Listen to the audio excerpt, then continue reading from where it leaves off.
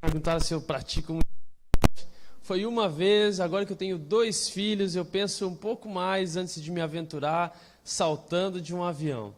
Eu não quero deixar a minha esposa viúva tão cedo, quero cuidar dela, tal como o pastor já é casado há muito tempo, cuidar da minha esposa até a velhice. Mas é uma alegria muito grande estar aqui com os irmãos.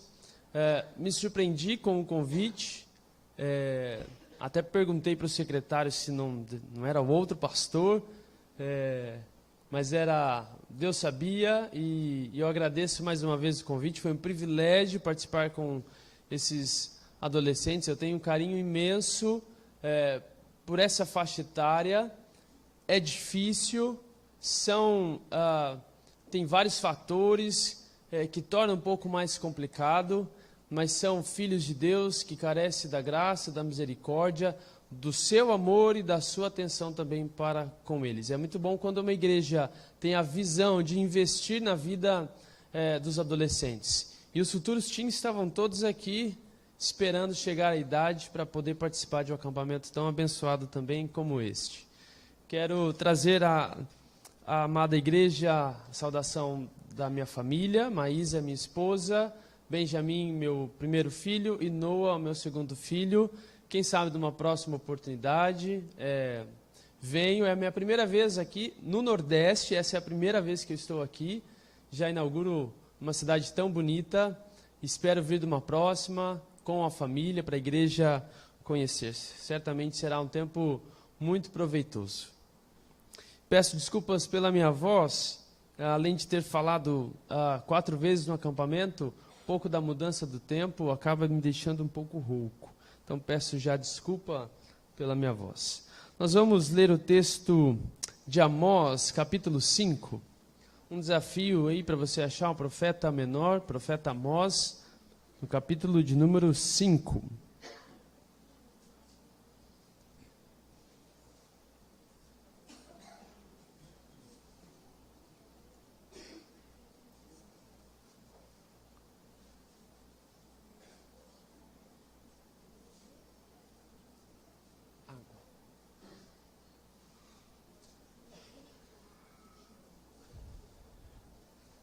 Eu vou ler o texto todo, é um pouco comprido, mas vale a leitura e a reflexão nesta noite.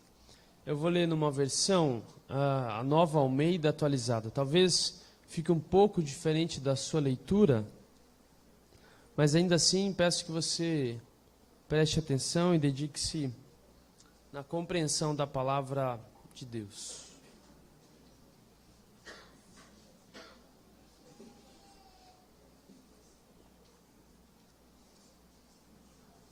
Privilégio, hein? Tomar água de coco aqui Privilégio. Vou dar essa ideia lá em Alphaville.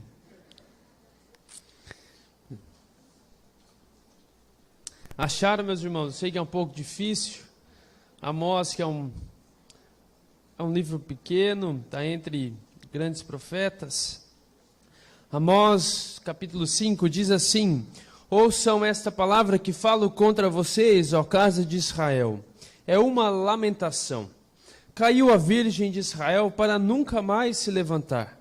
Está estendida na sua própria terra e não há quem a levante, porque assim diz o Senhor Deus: a cidade da qual saem 1000 conservará apenas 100, e aquela da qual saem 100 conservará apenas 10 para a casa de Israel. Pois assim diz o Senhor à casa de Israel: busquem a mim, e vocês viverão. Porém não busquem Betel, nem venham a Gilgal, nem passem a Berseba, porque Gilgal certamente será levada cativa, e Betel será reduzida a nada. Busquem o Senhor, e vocês viverão. Do contrário, ele irromperá na casa de José, como um fogo que a consome, e não haverá em Betel quem consiga apagá-lo. Vocês que transformam o juízo em veneno, e lançam por terra a justiça, busquem aquele que fez o 7 estrelas e o Órion, aquele que torna as densas trevas em manhã, e muda o dia em noite, aquele que chama as águas do mar e se derrama sobre a terra. Senhor é o seu nome. É Ele que faz vir súbita destruição sobre o forte e ruína contra a fraqueza. Vocês odeiam quem os repreende no tribunal e detestam quem fala com sinceridade. Portanto, visto que pisam os pobres e deles exigem tributo de trigo, vocês não habitarão nas casas de pedras lavradas que construíram, nem beberão o vinho das belas videiras que plantaram. Porque sei que são muitas as suas transgressões e que são graves os pecados que vocês cometem. Vocês afligem os justos, aceitam suborno e rejeitam as causas dos necessitados no tribunal. Por isso, numa época de tanta corrupção, quem é prudente prefere ficar calado. Busquem o bem e não o mal, é o que diz no versículo 14, para que vocês vivam. E assim o Senhor, o Deus dos exércitos, estará com vocês, como vocês dizem. Odeiem o mal e amem o bem. Provam a justiça nos tribunais.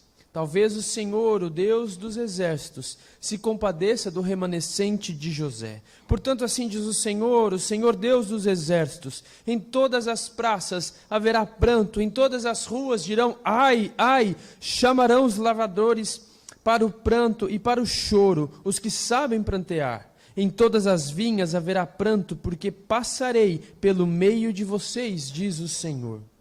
Ai dos que desejam o dia do Senhor. Para que vocês desejam o dia do Senhor? Será um dia de trevas e não de luz. Será como se um homem fugisse de um leão e lhe saísse ao encontro um urso. Ou como se, entrando em casa, encostando a mão na parede, fosse mordido por uma cobra. O dia do Senhor será um dia de trevas e não de luz. Será um dia de completa escuridão, sem nenhuma claridade. Eu odeio e desprezo as suas festas, e com as suas reuniões solenes não tenho nenhum prazer.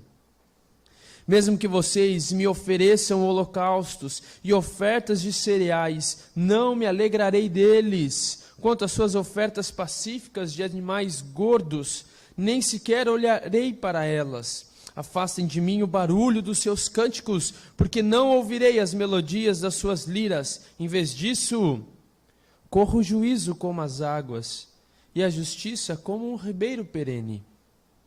Casa de Israel, por acaso vocês me apresentaram sacrifícios e ofertas de cereais durante os 40 anos no deserto?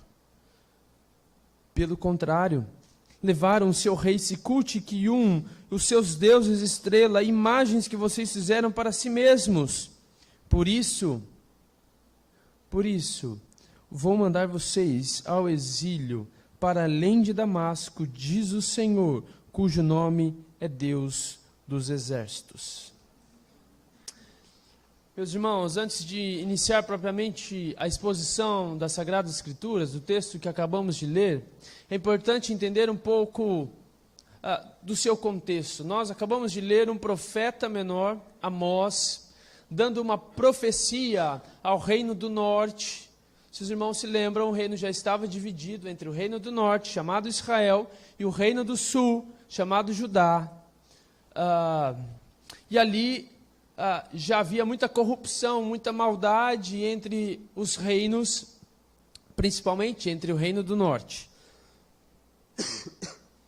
É preciso então entendermos um pouco qual é a natureza da profecia. O que é uma profecia? Nós que vivemos num contexto evangélico, que muito se deturpa termos das Sagradas Escrituras, e profecia talvez seja um desses termos deturpados. Qual a ideia que você tem de profecia? A ideia bíblica de profecia é um pronúncio ou uma predição de algo que estava por vir, de algo que iria acontecer. O que Amós estava dizendo aqui ao povo de Deus era sobre algo que iria acontecer. E muitas das profecias que foram ditas pelos profetas se realizaram na época dos profetas. Não há muitas profecias, no Antigo Testamento que ainda vão se cumprir. Pois bem, qual é a função então de um profeta?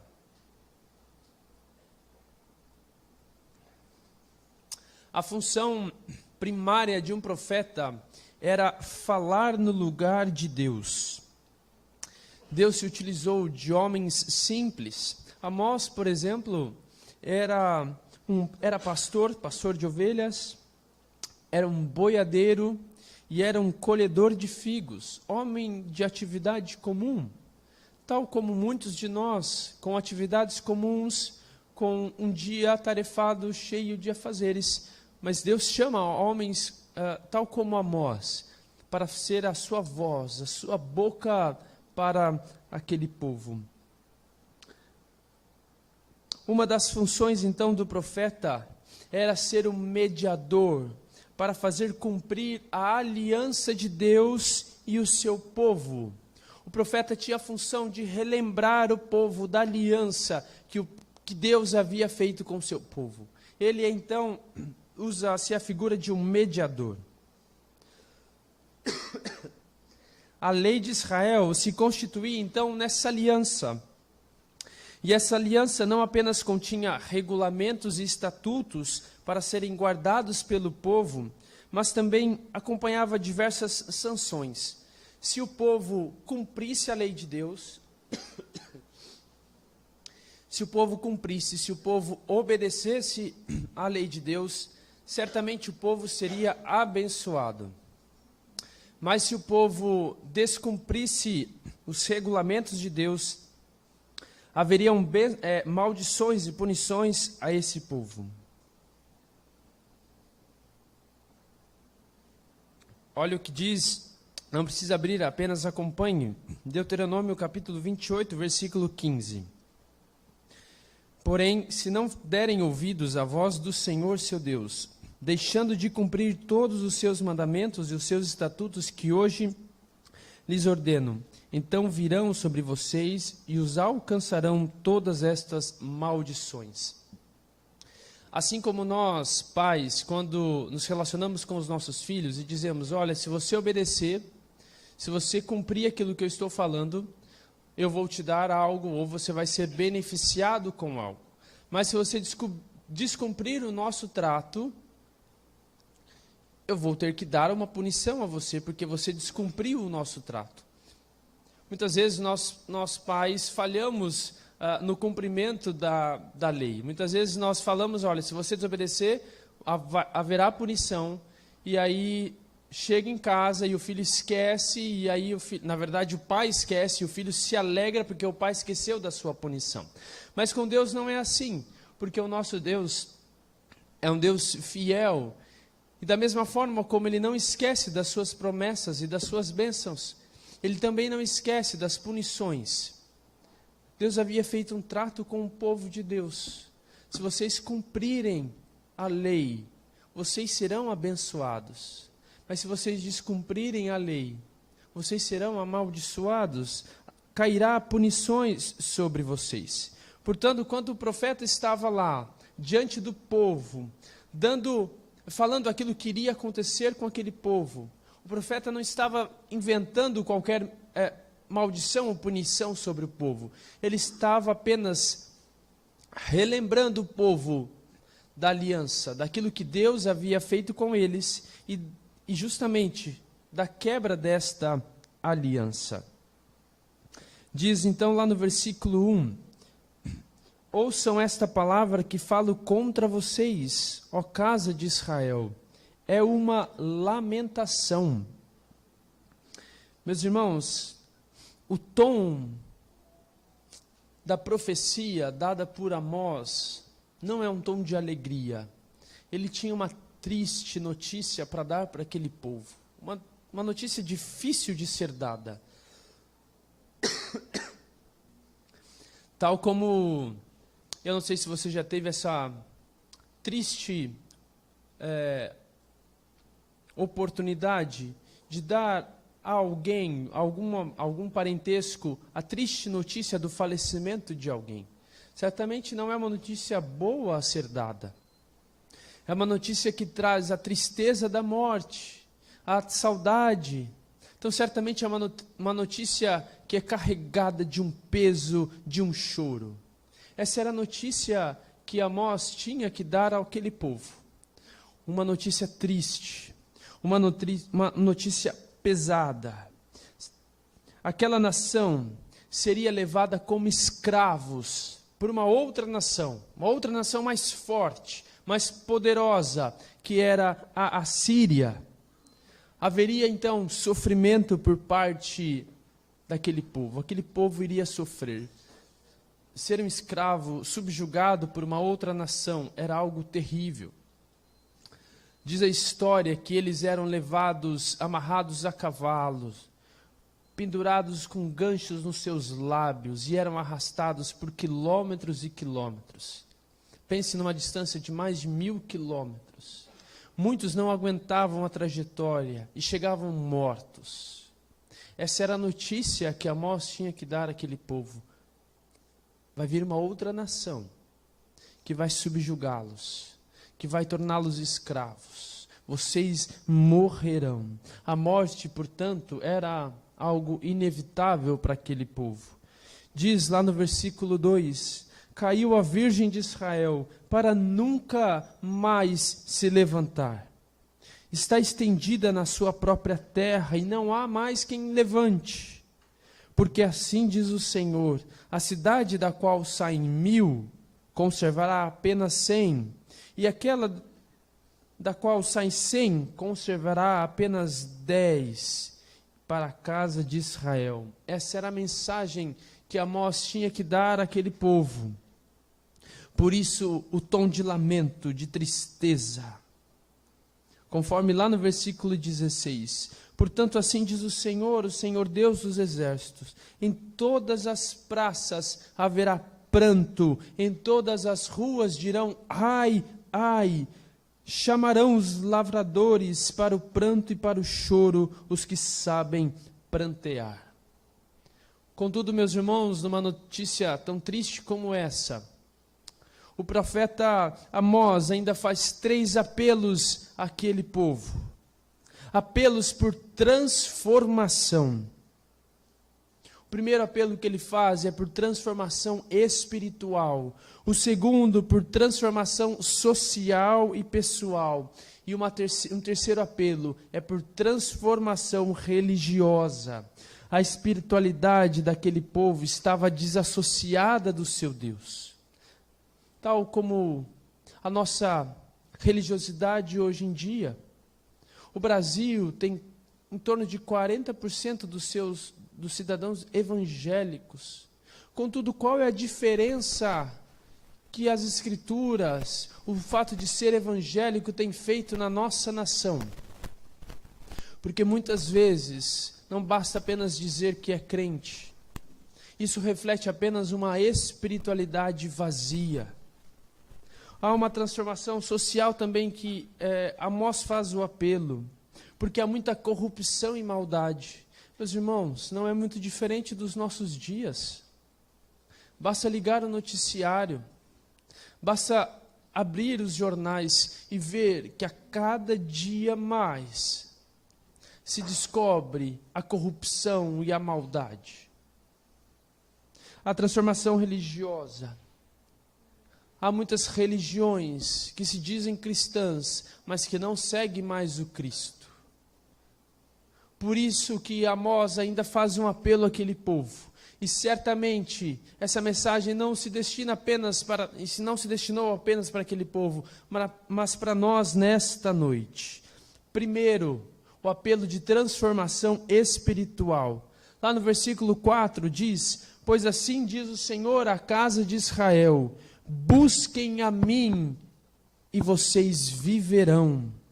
Versículo 6, busquem o Senhor e vocês viverão. Em meio a todo lamento, a toda notícia de dor, de tristeza, onde a morte é certa para aquele povo, Amós ainda faz um convite pela vida. Ele ainda oferece uma oportunidade àquele povo para que eles se arrependessem e buscassem a Deus para ter vida. O próprio Deus se oferece àquele povo como o único antídoto para o seu problema. A morte era certa, mas Deus ainda oferece a si mesmo e diz: busquem o Senhor e terão vida. Busquem a mim, esse é um convite de aproximação ao relacionamento, a uma novidade de vida. Busquem um relacionamento real com Deus e não uma adoração vazia, como um mero ritualismo. Parem de construir uma religião que não está mais centrada em Deus e naquilo que Ele exige como adoração. Aquele povo estava mais preocupado em cumprir os rituais. Eles faziam peregrinações constantes aos templos, sacrificava, cumpria os rituais, mas se esqueceram de Deus, se esqueceram da motivação de estarem ali. Por isso que o Senhor diz, através da boca de Amós: busquem o Senhor e vocês viverão. Busquem o Deus da aliança, o Deus que se faz presente em nossas vidas, pois só assim vocês viverão. Busquem a Deus e viverão, pois do contrário, vocês serão destruídos pela ira de Deus. E, meus irmãos, não há como escapar. Não há lugar sagrado que poderia proteger aquela nação da ruína. Não haveria templos que eles pudessem correr para então sentirem-se protegidos, porque o dia que a ira de Deus chegasse, tudo seria destruído. Assim como Amós faz um apelo para uma transformação espiritual daquela nação, por terem deturpado a adoração a Deus, ele faz também um apelo pela transformação social e pessoal. Dos versículos 7 ao versículo 13, Amós revela os pecados daquela nação. Pecados esses que envolvem a deturpação da justiça. Aquele povo havia deturpado a justiça. Aquele povo construiu impérios em detrimento dos pobres, subjugaram os pobres e os necessitados para construírem para si grandes casas, palácios e impérios. Usaram da influência que tinha, seja ela financeira, seja ela pela influência popular, para subornar as autoridades. Meus irmãos, isso não é diferente dos nossos dias. Isso aqui aconteceu em cerca de 700 anos antes de Cristo. Mas é uma mensagem tão atual em nossos dias. Deturpação de justiça. Um juiz hoje manda prender, amanhã no STF, o outro juiz manda soltar. Que justiça é essa? Que um manda prender, o outro manda soltar. O STF, que deveria ser o guardião da lei, acaba legislando sobre a lei, criando regras. Que justiça é essa? Os nossos políticos, que desvia milhões de dinheiro que deveria ser para a saúde, há pessoas morrendo nos leitos dos hospitais, enquanto os políticos constroem para si palácios e mansões. Era assim com o povo de Israel. Infelizmente parece ser assim nos nossos dias. Quem tem dinheiro usa da influência que tem para subornar os outros. Certamente, meus irmãos, somos todos a favor da Lava Jato. Eu imagino que não deva ter ninguém aqui que seja totalmente contra a Operação Lava Jato. Mas já pensou se Deus instaura sobre nós, ou deflagra sobre nós, qualquer tipo de ação para sondar os nossos corações? Certamente todos nós seremos encontrados culpados.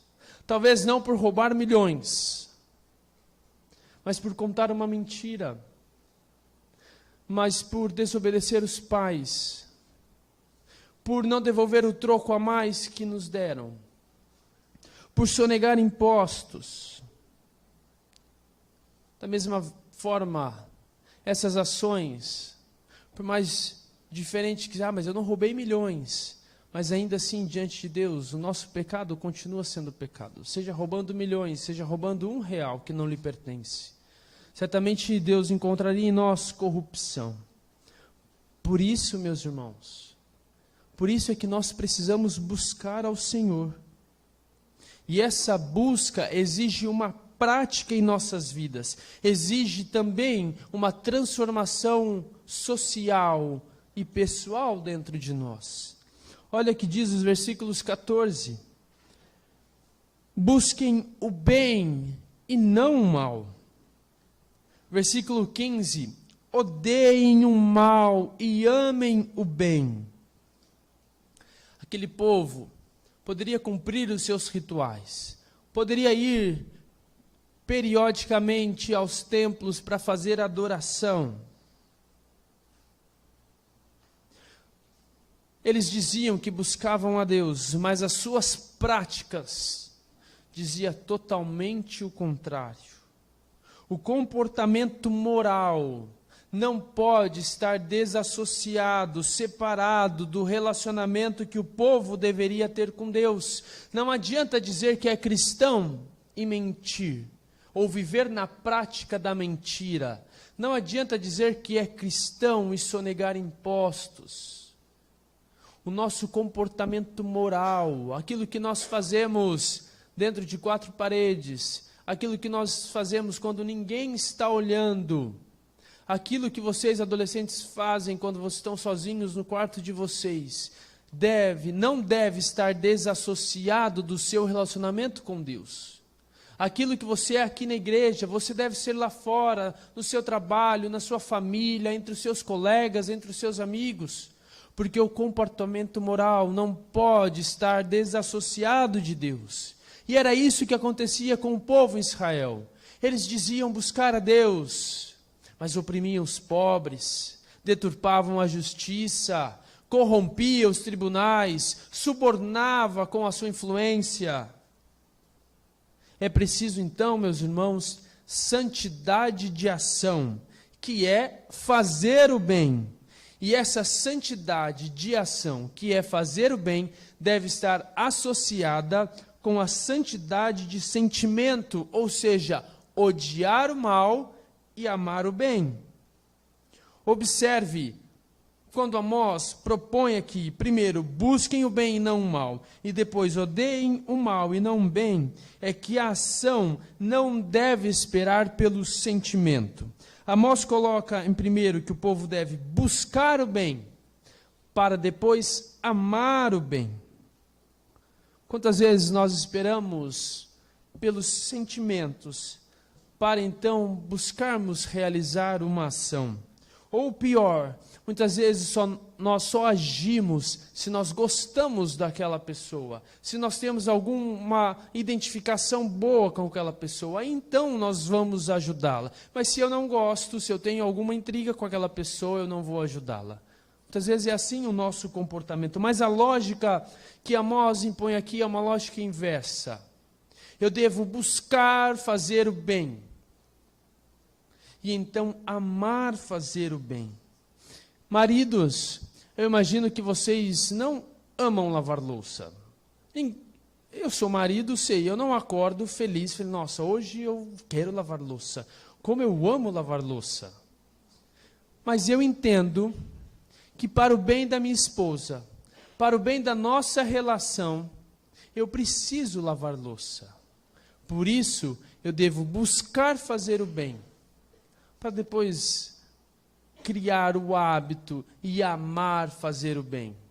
Adolescentes, eu sei que vocês não gostam de arrumar a cama, que não gostam de arrumar o quarto. Talvez a mãe de vocês precisa repetir 3, 4, 5 vezes.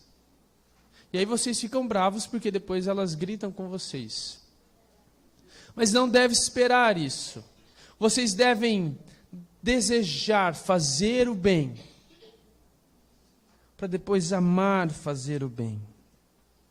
O profeta faz apelo para que aquele povo buscasse não os seus próprios interesses, mas que buscasse a Deus, mas que a sua busca a Deus também estivesse relacionada a um comportamento moral.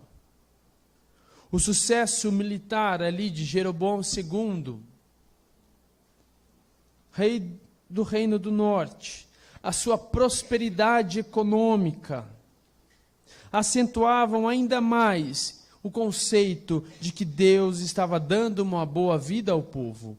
Eles achavam que pelo poder militar que eles tinham, pela ascensão econômica que eles tinham, Deus estava abençoando eles.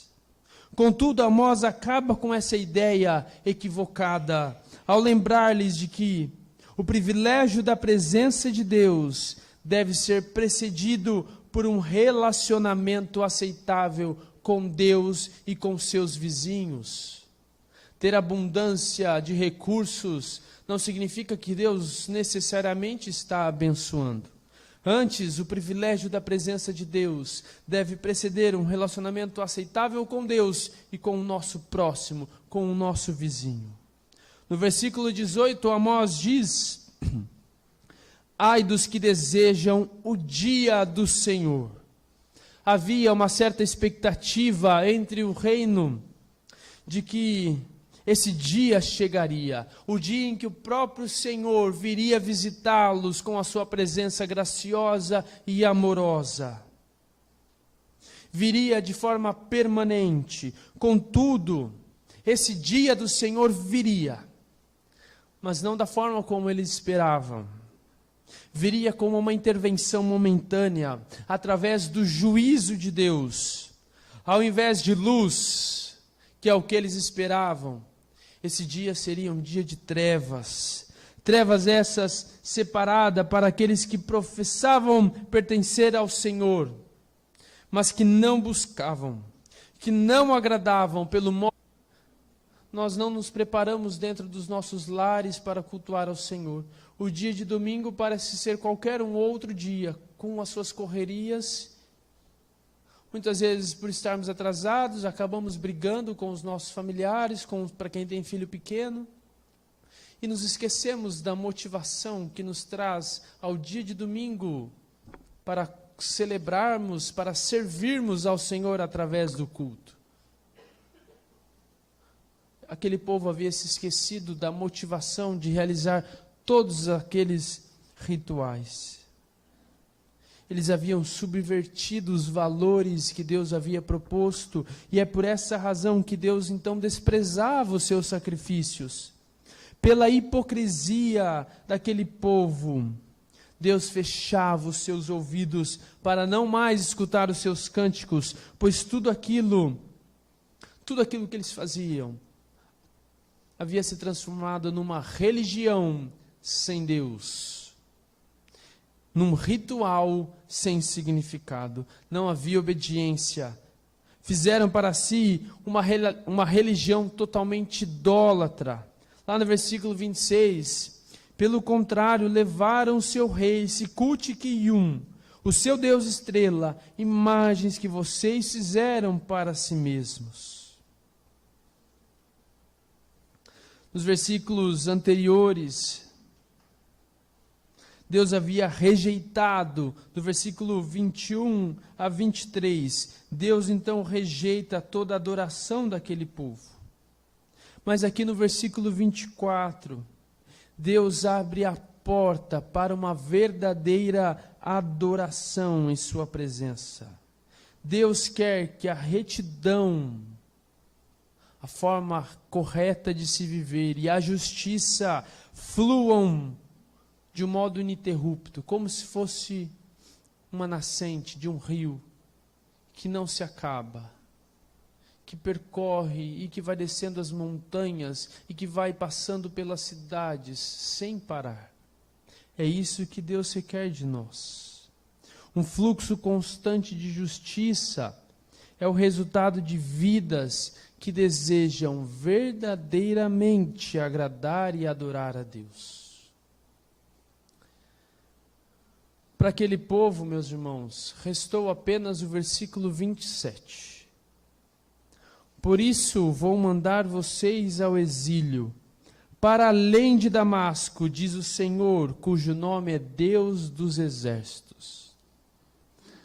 Para aquele povo restou a morte. para aquele povo restou o exílio. Aquela nação nunca mais voltou. Foi totalmente dizimada. Por conta dos seus pecados, por conta da sua corrupção.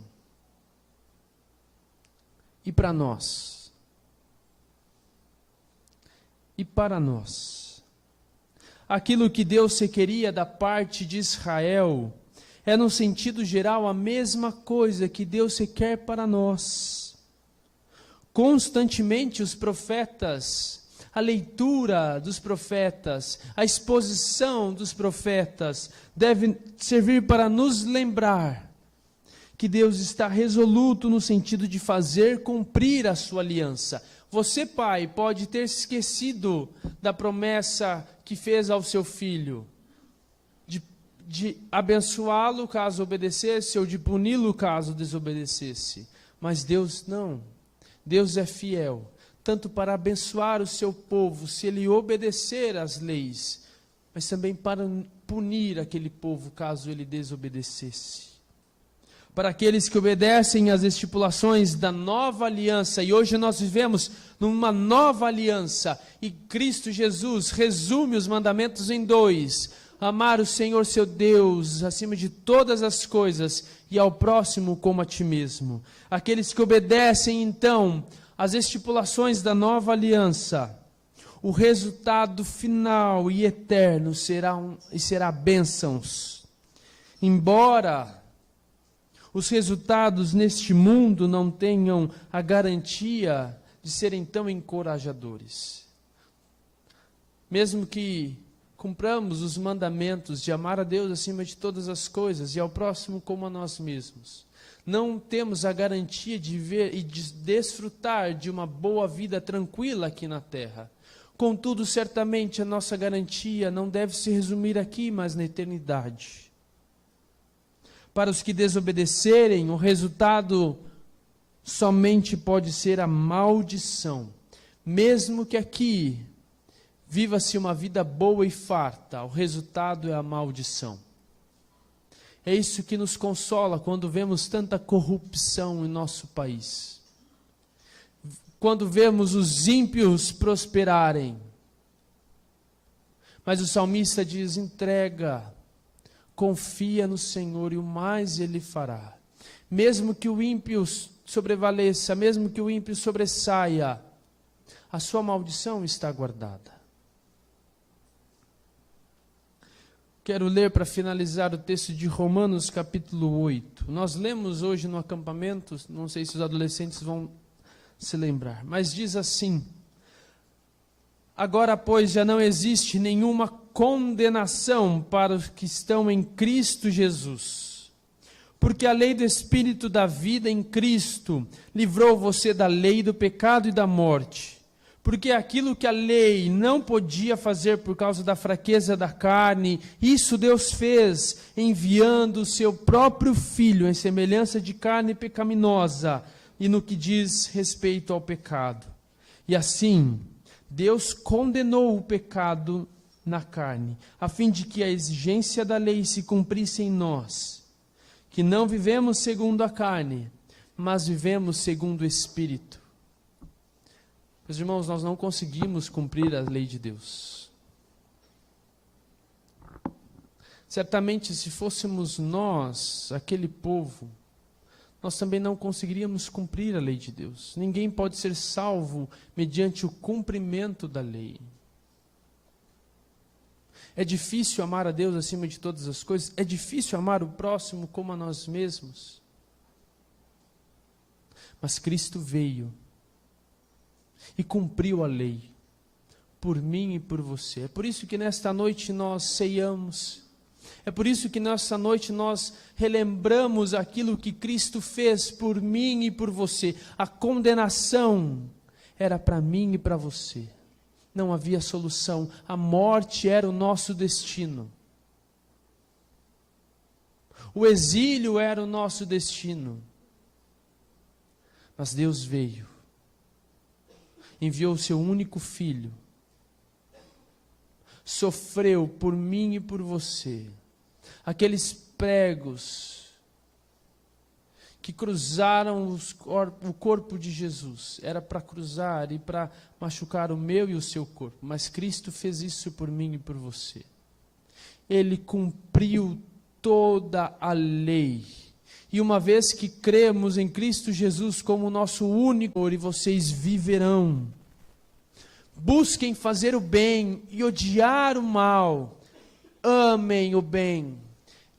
E amor é sacrifício, amor é entrega. Tal prova foi Cristo Jesus sendo entregue por mim e por você. E a partir de agora nós temos essa nova dinâmica do amor.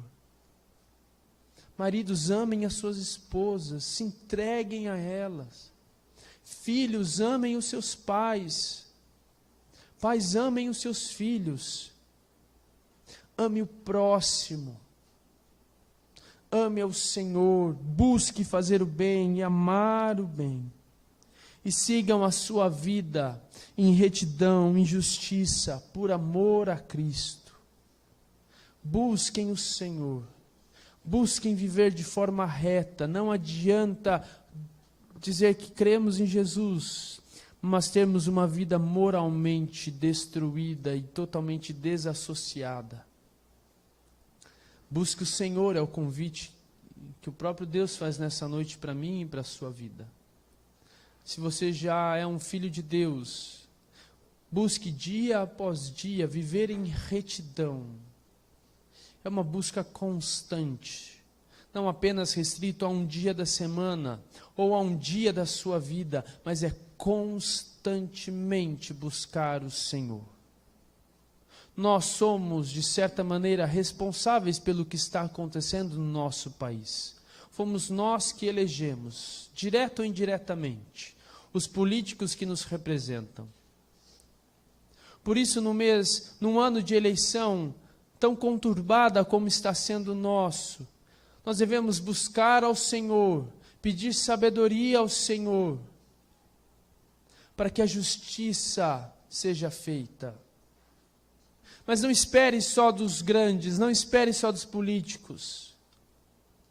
Que a nossa justiça possa começar dentro de casa, no tratar dos nossos filhos, com a nossa esposa, da forma como nós cuidamos daquilo que Deus nos dá. Como o presbítero bem disse, tudo vem do Senhor. Que possamos tratar com retidão e justiça os benefícios que Ele nos dá através do emprego, dos recursos financeiros. Busque o Senhor e você encontrará a vida. Busque retidão e justiça por amor a Cristo. Convido você a baixar sua cabeça, a fechar os seus olhos. Nós vamos orar. Enquanto os presbíteros vêm,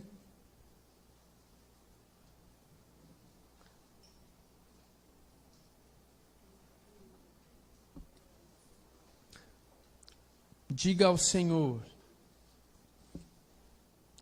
Pai, eu quero buscar o Senhor enquanto há oportunidade. O Senhor conhece a minha vida. O Senhor é quem pode sondar os nossos corações. O Senhor conhece o nosso mais íntimo. O Senhor te conhece, meu irmão. Você pode nesta noite pedir perdão pelos seus atos de pecado. Você pode confessar ao Senhor: não tenho andado nos teus caminhos, tenho sido deixado guiar por mim mesmo e pelas preocupações deste mundo. Mas a tua palavra nos exorta nesta noite a buscarmos o Senhor, a buscarmos amar o bem, a fazer o bem, a buscarmos a retidão e a justiça. E nós só podemos fazer isso por amor a Cristo, reconhecendo o que Ele fez em nós. Ele cumpriu a justiça por mim e por você. E devemos nós, em gratidão, vivermos de acordo com o seu sacrifício.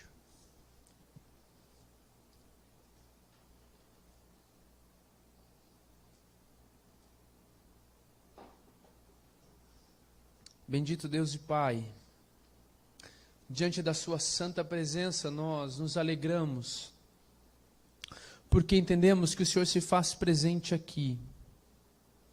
Ao lermos a tua palavra, claramente o Senhor fala ao nosso coração. E a tua exortação para nós, como povo do Senhor, é para pararmos de viver uma religiosidade, é para pararmos de hipocrisia e vivermos realmente o Evangelho de Cristo em nossa vida, professando não só em palavras, mas em ações, aquilo que cremos e confessamos crer. Tende misericórdia do seu povo, que carece de justiça, que carece de cuidado, e que a tua igreja, aqui neste local, possa ser a justiça do Senhor, aos pobres, aos oprimidos, que não possamos esperar apenas do Estado, mas que a tua igreja possa cumprir o mandamento de cuidar do próximo. Mas esse mandamento não cabe apenas aos presbíteros e ao pastor da igreja, mas a cada membro desta igreja. Que possamos amar fazer o bem, que possamos buscar fazer o bem, por amor a Cristo, por reconhecer aquilo que Cristo fez em nós e por nós e através de nós. Usa a tua igreja, ó Pai, vivifica a tua igreja, meu Pai. Que aqueles que ainda não conhecem o Senhor possam nesta noite buscar ao Senhor, porque só Tu, ó Pai, pode dar razão à nossa vida e à nossa existência. Sem Ti nós não somos nada. Nós precisamos do Senhor, ó Pai. Ajude-nos.